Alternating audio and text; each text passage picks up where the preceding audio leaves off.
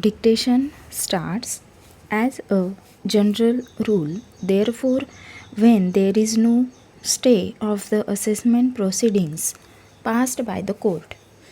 Explanation 1 to Section 158BE of the Act may not be attracted.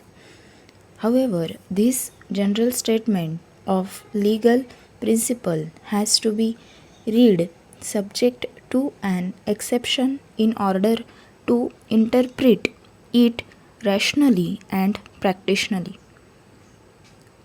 In those cases where stay of some other nature is granted than the stay of the assessment proceedings, but the effect of such stay is to prevent the assessing officer from effectively passing assessment order.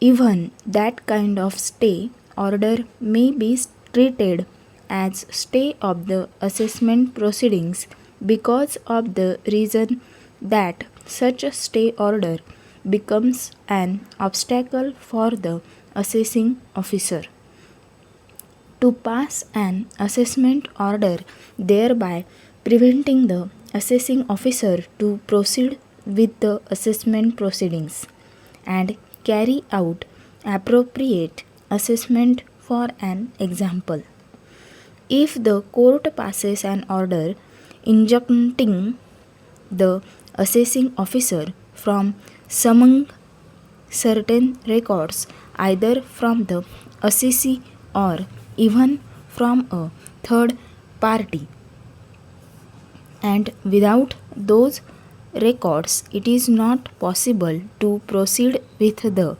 assessment proceeding and pass the assessment order. Even such type of order may amount to staying the assessment proceedings. In that context, we would like to comment that the High Court in the impugned judgment has propounded the correct and relevant test, viz. Whether the special audit is an integral part of the assessing proceedings. That is, without special audit, it is not possible for the assessing officer to carry out the assessment. If it is so, then stay of the special audit may qualify as stay of assessment proceedings.